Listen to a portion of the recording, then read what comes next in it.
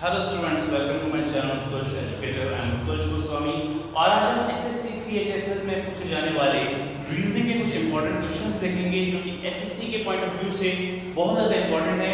तो जो students SSC के लिए प्रिपेयर कर रहे हैं वो इस सेशन को लास्ट तक जरूर देखें, क्योंकि आज हम एसएससी में पूछे जाने वाले word analogy, numerical analogy and coding decoding के कुछ बहुत ही ज़्यादा इंपॉर्टेंट क्वेश्चंस करेंगे। ओके, तो हम फर्स्ट क्वेश्चन से स्टार्ट करते हैं।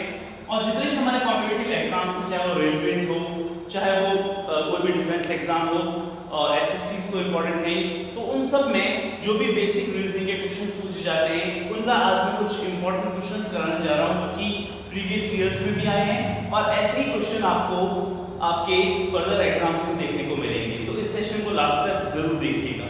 ओके, क्वेश्चन नंबर 1 हम लेते हैं। ACEGIK और यहाँ क्वेश्चन मार्क है ACEGIK और यहाँ क्वेश्चन मार्क लगा रखा है। ऑप्शन है आपके पास MO, MN, OM and D option is MP। तो कौन सा ऑप्शन करेक्ट होगा? सबसे पहले आप इस क्वेश्चन को ट्राई कीजिए। वर्ड एनालॉजी का बहुत ही अच्छा क्वेश्चन है ये। ओके, वीडियो को पॉज करके इस क्वेश्चन को ट्राई करें। देखिए इस क्वेश्चन में क्या खास बात है, ACEGIK तो बहुत ही एक सिंपल सी सीरीज हमें नजर आ रही है। A से C है, उसके बाद E के बाद G है, तो यहाँ पर तो कितने का गैप है? +3 का गैप है, यानी कि A से C में जाने पर +3 करना पड़ता है। कितना करना पड़ता है? +3 करना पड़ेगा या +2 करना पड़ेगा? +2 करना पड़ेगा। 1 नंबर पे A आता है और ये 3 नंबर पे आता है, तो +2 करना पड़ेगा। ओके, C के बाद E आना है आपको, ठीक है। C के बाद क्या आना है? E आना है। तो C से E में आने में कितना टाइम लगा? C से E में आने में C कितने नंबर पे? 3 नंबर पे। E कितने नंबर पे? 5 नंबर पे। यहाँ पर भी कितना टाइम लगा? +2 का टाइम लगा। तो A से C में +2, C से E में भी +2 का टाइम लगा। उसी तरह G से आपको E से G जाना है, E से G में जाना है, तो अभी तो +2 ही करना पड़ेगा, क्योंकि E आपका 5 नंबर पे आता है, G आपका 7 नंबर पे आता है। उसके बाद G से I में जाने में कितना टाइम लगेगा? उसमें आपको भी +2 करना पड़ेगा, क्योंकि I हमारा 9 नंबर पे आता है। A से C +2, C से E +2, E से G +2, G से I +2, तो I से K भी कितना होगा? +2 ही होगा। I कितने नंबर पे? 9 नंबर पे। K कितने नंबर पे? 11 नंबर पे। तो +2 हो गया। तो सारी सीरीज +2 की चल रही थी, तो K के बाद जो भी नंबर आएगा उसमें भी हम +2 ही ऐड करेंगे। तो 13 नंबर वाला कौन है? M है। और M में भी हमें कितना ऐड करना पड़ेगा? +2 ही करना पड़ेगा।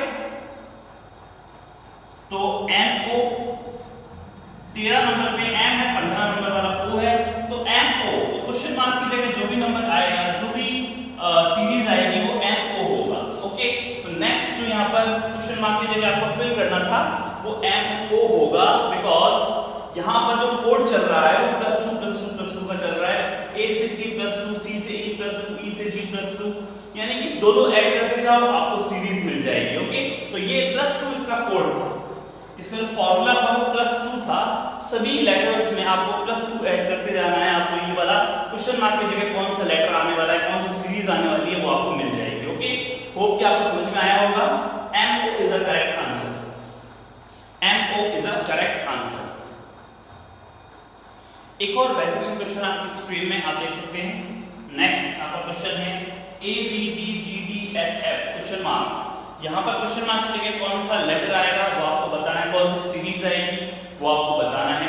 तो देखिए सबसे पहले यहाँ समझते हैं कैसे ये सीरीज चल रही है।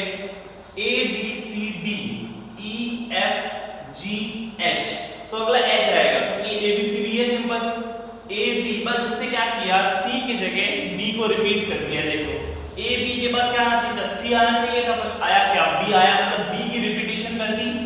फिर D आएगा, तो C के बाद D आता है, ये B की जगह आप C मान लो, यहाँ C था इसने B लिखा है, C को B लिखा है।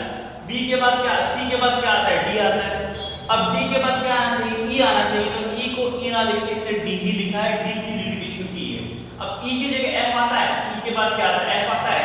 A B C D E F आ रहा है, एफ के बाद जी आना चाहिए था बट इसने एफ लिखा है। अब इसको आप जी मानो, ये क्या है, एफ के बाद जी आ गया तो मैं तो इसको जी ही मानूंगा। जी के बाद क्या आता है, एच आता है।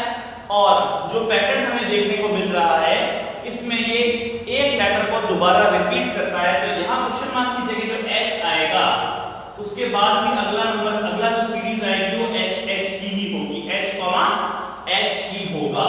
तो बी ऑप्शन आपका करेक्ट हो जाएगा एच, ठीक है, यानी एच की सीरीज यहाँ पर बनेगी। और अगर इससे question mark only single question mark पूछा है तो कोई दिक्कत की बात नहीं है, एच का ही आंसर बन रहा है, तो सीरीज जो बन रही है वो एच की ही बन रही है। अभी A B C D E F G H I की जगह एच ही लिखना है, रिपीट करना है जैसा इसका कोड है उसके अकॉर्डिंग। ओके, तो H is a correct answer. Easy question. Next question की तरफ चलते हैं हम। क्वेश्चन नंबर 3 आपका,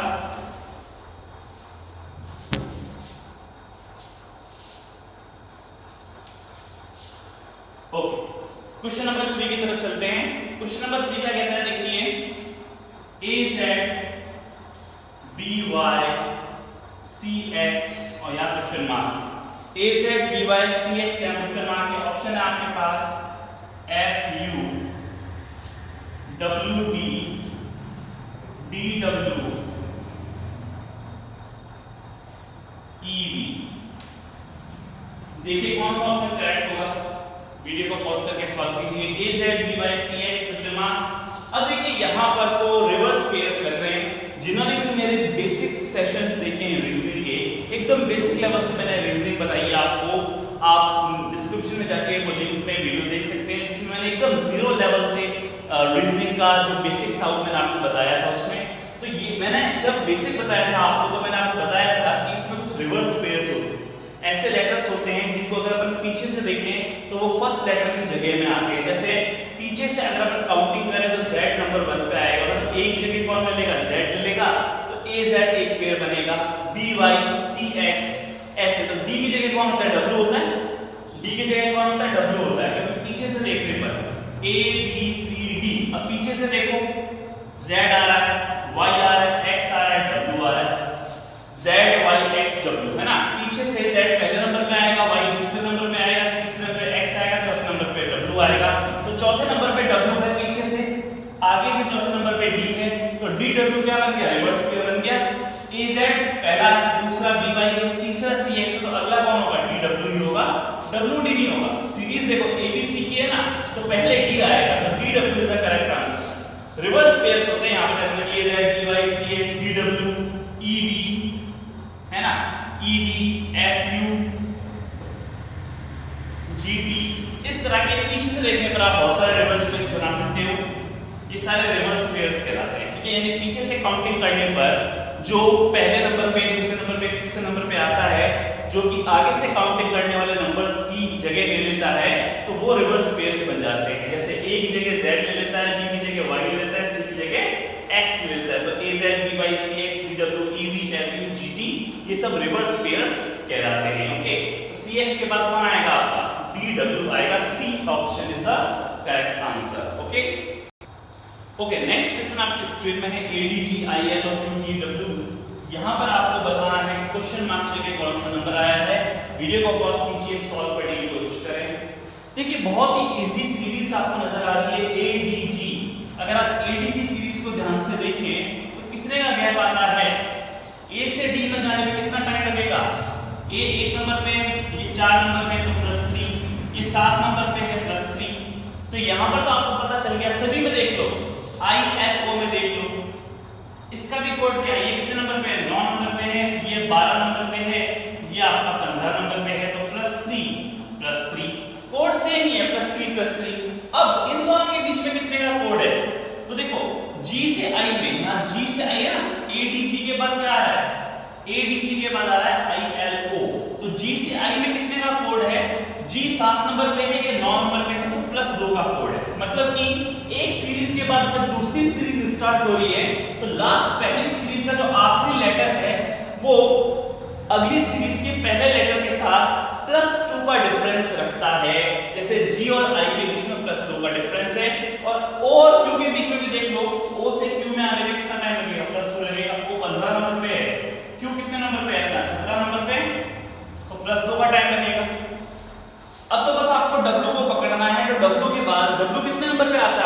W कितने नंबर पे आता है?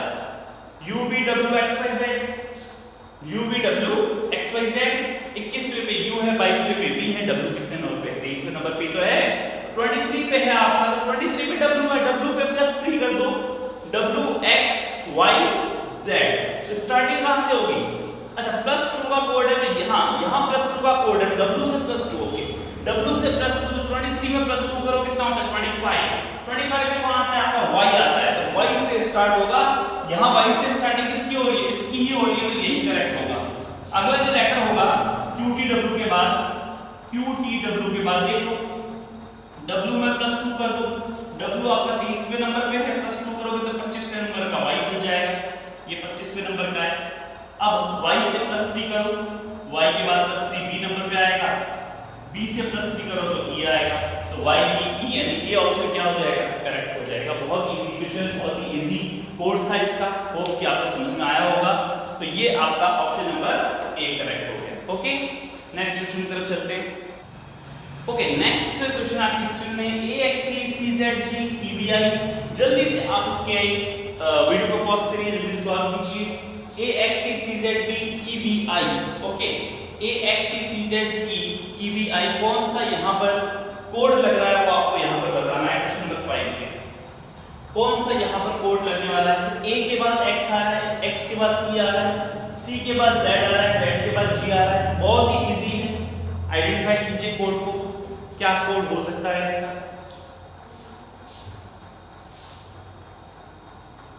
ओके, तो देखो A के बाद X है, A के बाद X है, मतलब कितने आ गया? पीछे जा रहे हैं ना, A से X में पीछे की तरफ जा रहे हैं या आगे की तरफ मानोगे? देखो AXE का तो पता नहीं चल रहा, क्योंकि यहाँ पर A के X पीछे जाएंगे, A से कितना पीछे जाना पड़ेगा? A तो पहले नंबर पे है, XYZ यानी कि -3 करना पड़ेगा। कितना करना पड़ेगा? Z है, Y है, X यानी कि -3 करने पर आएगा।